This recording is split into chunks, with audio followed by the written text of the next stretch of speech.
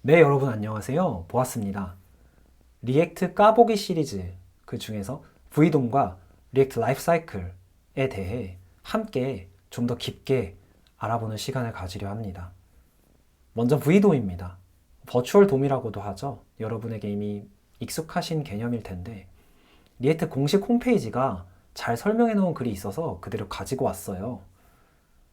결국 버추얼 돔이 뭐냐? 프로그래밍 컨셉이라는 거예요. 어떤 컨셉이냐면 메모리상에 우리가 UI에 관련된 표현해야 하는 핵심 정보들을 띄워놓고 리액트 돔과 같은 라이브러리, 렌더러 패키지죠. 이것이 실제 돔이랑 우리가 띄워놓은 그 정보랑 싱크를 맞추는 거예요. 이 전체적인 과정을 제가 리컨실리에이션, 재조정이라고 부르는데요.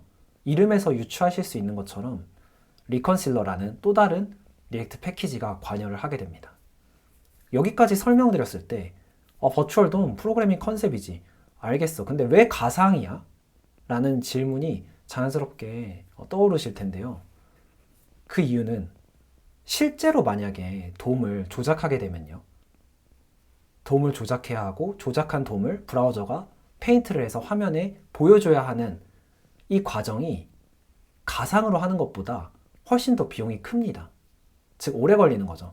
그래서 더 빨리 수행하기 위해서 버추얼 돔이라는 개념을 리액트가 도입하는 것이죠. 그러면 이제 버추얼 돔이 프로그래밍 컨셉이고 이렇게 띄워놓은 거 다 알겠는데 실제 코드로는 어떻게 구현되어 있지? 그것을 살펴보면요. 먼저 그림을 함께 하나 봐야 하는데요. 버추얼 돔을 표현한 그림입니다. 이 버추얼 돔을 보시면 여기 이런 노드들이 보여요. 이 노드가 어디서 많이 보신 그림일 거예요. 그 돔트리를 표현할 때 많이 설명을 하면서 보여드렸던 그림인데 이 돔트리에서 노드들로 구성되어 있죠. 돔 노드들. 그것이 파이버 노드로 교체가 된 것만 다른 점입니다. 즉 버추얼 돔은요. 이 파이버 노드들로 구성된 트리 형태를 가지고 있어요. 그런데 트리가 두 개죠. 이 커렌트 트리가 있고 워크 인 프로그레스 트리가 있다는 거죠. 이 두 개이기 때문에 더블 버퍼링 구조를 가집니다. 이 더블 버퍼링을 설명하기 위해서는 각 트리의 역할에 대해서 조금 더 자세히 설명을 해야 해요. 먼저 커렌트 트리입니다. 이 커렌트 트리는요. 돔에 마운트된 정보들을 파이버 노드로 표현한 것입니다. 그런 파이버 노드들로 구성된 트리를 커렌트 트리라고 불러요. 여기 커렌트가 연결된 곳을 타고 가면 루트 노드가 있고 루트 노드가 이 앱이라는 컴포넌트가 연결되어져 있는데 이 앱은 리액트 돔의 렌더라는 함수에 인자로 들어가 있죠. 저희가 create react 앱을 통해서 얻는 코드를 살펴보면 이 부분을 쉽게 찾으실 수 있어요. 그 코드를 제가 준비했는데 보시면 index.tsx 파일을 열어보시면요. 여기에 렌더에 앱이 들어있는 걸 확인하실 수 있죠. 근데 루트에서 렌더를 가져오죠. 이 루트가 뭐냐? 찾아보면 리액트 돔에서 create route라는 함수를 호출해서 리턴 받은 값입니다. 이 create route에 인자로 들어간 것은 HTML 엘리먼트인데요. id가 root인 엘리먼트이네요. 이 id root인 엘리먼트는 어디 있을까요? 그렇죠. 잘 아시다시피 이 퍼블릭 폴더 안에서 index html 파일을 열어보면요. body 태그 안에 div 태그의 id가 루트인 것을 확인하실 수 있습니다. 즉 여기 있는 이 html 엘리먼트를 가지고 온 것이죠. 그래서 루트를 만든 것이죠. 무슨 얘기냐면 여기서 만든 이게 아까 말씀드렸던 커렌트 트리라고 얘기 드렸잖아요. 이 커렌트 트리는 실제 이 html 태그에 적용이 되어 있는 정보들이라는 거죠. 그 정보들을 담고 있는 파이버 노드로 구성된 트리라는 거죠. 그러면 워크 인 프로그레스는 무엇이냐? 커렌트는 현재, 워크 인 프로그레스는 작업 중. 이 이름에서 많은 것을 아실 수 있는데요. 작업 중인 트리예요. 어떻게 만들어지냐 하면 이 커렌트에서 자기 복제를 해서 만들어지게 돼요. 이 워크 인 프로그레스 트리는 동일하게 파이버 노드들로 구성이 되어 있어요. 동일한 정보를 가져요. 그래서 서로 alternate라는 것으로 서로 참조를 하고 있어요. 이 alternate라는 것으로 서로 참조하고 있다는 말의 의미는 자바스크립트 객체가 있고요. 이 파이버 노드들이 다 객체이거든요. 그 객체 안에 alternate이라는 키를 가지고 있고 그 키의 밸류 값으로 이 레퍼런스, 이 객체 레퍼런스가 담겨 있다는 뜻입니다. 그래서 서로 참조를 하고 있다는 거예요. 그렇게 참조를 하고 있어요. 커런트와 워크 인 프로그레스가요. 그렇게 만들어진 워크 인 프로그레스는 어떤 역할을 하는 트리냐? 렌더 페이지에서 작업 중인 거예요. 조작 중인 거예요. 추가되고 삭제되고 수정되고 이러한 작업을 진행 중인 워크 인 프로그레스 트리입니다. 그 트리를 워크 인 프로그레스라고 부르는 거예요. 렌더 페이지에 대해서는요, 제가 바로 밑에서 리액트 라이프 사이클을 설명드리면서 좀 더 자세히 살펴볼 거예요. 밑에 있는 커밋 페이지도 함께 그때 살펴볼 텐데요. 즉, 렌더 페이지에서 이렇게 워크 인 프로그레스 트리가 작업 중인데 이 작업이 끝나고 커밋 페이지를 지나가면서 워크 인 프로그레스 트리는 다시 커런트 트리가 됩니다. 이게 무슨 얘기냐면 워크 인 프로그레스 트리랑 커런트 트리가 가지고 있는 정보는 똑같다고 했잖아요. 그런데 참조가 루트 노드에서 참조가 커런트로 연결되어 있는 것이 끊어지고 워크 인 프로그레스로 다시 연결이 되는 것입니다. 그러면 워크 인 프로그레스가 없는 것이냐? 그렇지 않고요. 이 워크 인 프로그레스가 변한 커런트가 커런트에서 새롭게 다시 만들어집니다. 자기 복제를 통해서. 그 새롭게 만들어진 것은 new work in progress겠죠. 그런 식으로 current work in progress, current work in progress가 계속 생성과 삭제가 반복이 되어지는데요. 잘 보시면 여러분도 이미 눈치채셨겠지만 똑같은 정보를 두 벌을 가지고 있어요. 이 두 벌을 가지고 있는 구조를 우리가 바로 더블 버퍼링 구조라고 부릅니다. 그러면 왜 더블 버퍼링 구조를 갖게 되었느냐? 그 이유는 직접 작업 중인 이 워크 인 프로그레스 트리를 저희가 어떠한 이유로 다 삭제해야 될 때가 있을 수 있잖아요. 혹은 유연하게 순서를 조정해야 될 때가 있을 수 있잖아요. 그러기 위해서는 원본이 필요하고 원본을 참조를 해야겠죠. 그렇기 때문에 원본이 있고 작업 중인 애가 있고 이렇게 두 벌로 관리를 하는 거예요. 순서를 유연하게 가져가기 위해서. 그래서 더블 버퍼링 구조를 선택하게 된 것이죠.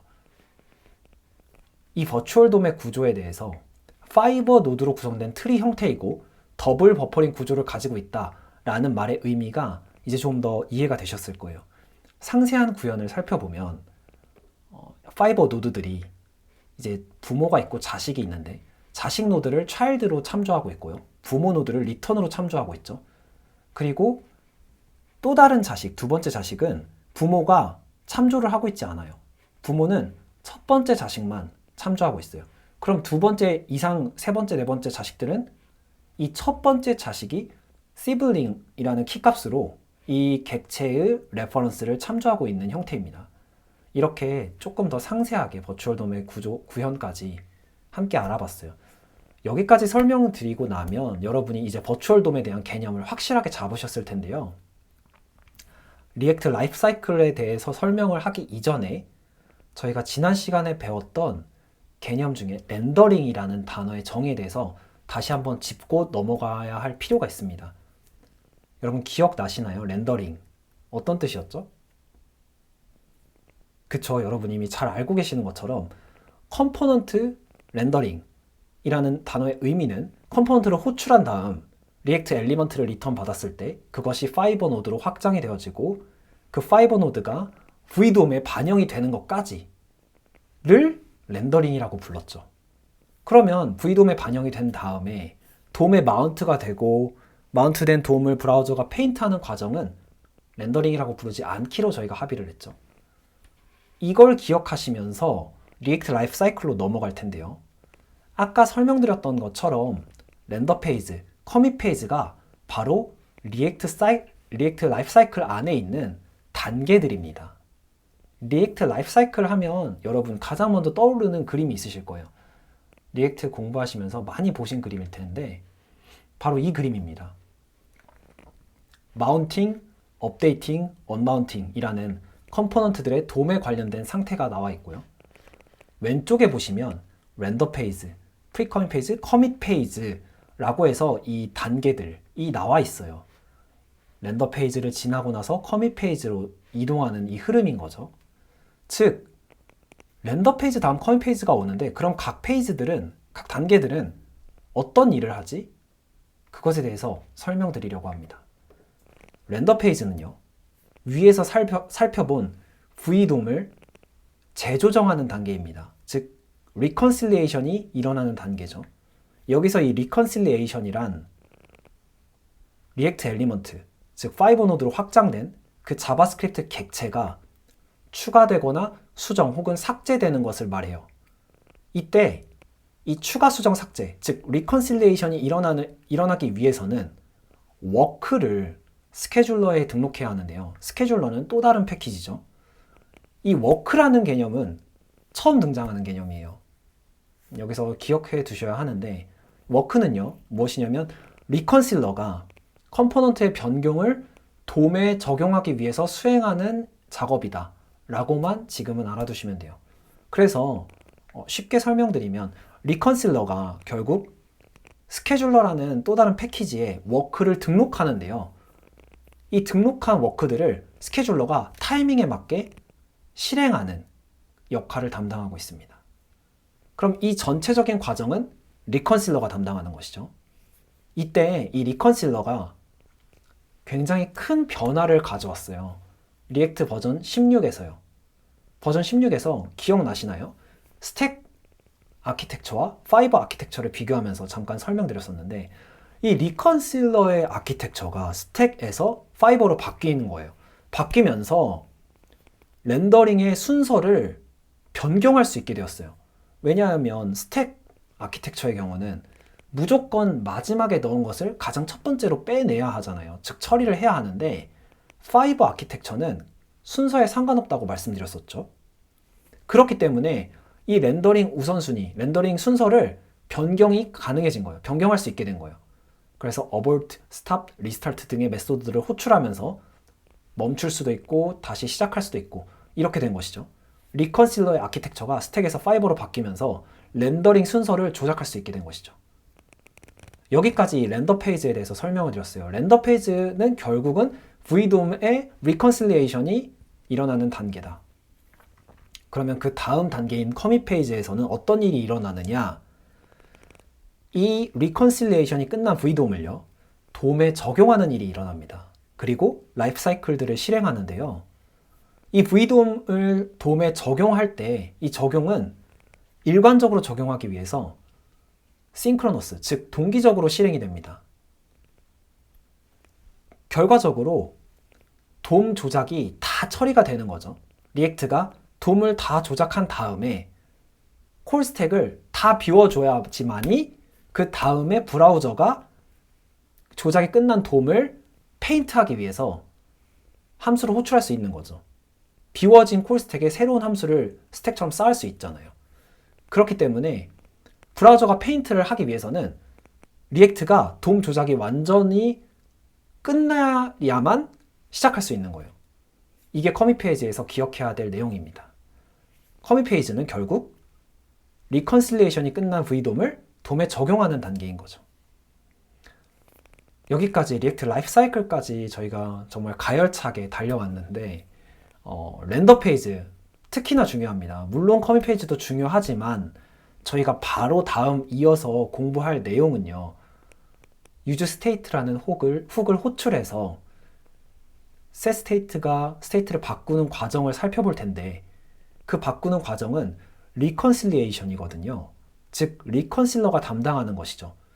이러한 과정들이 발생하는 페이지가 바로 렌더 페이지예요. 그래서 렌더 페이지 여러분 분명히 기억해 주셔야 하고요. 또 V돔의 개념에 대해서도 여러분이 기억해 주셔야지만이 다음 강의를 이해하시는데 훨씬 수월하실 거예요. 여기까지 오늘 전달드린 내용을 다 전달해 드렸어요. 여러분, 리액트 패키지 내부 구조를 까보는 것은 다음 영상부터 본격적으로 시작할 텐데, 끝까지 완주해서 반드시 리액트를 완전 정복 해봅시다. 함께 해봅시다. 그럼 여러분 안녕.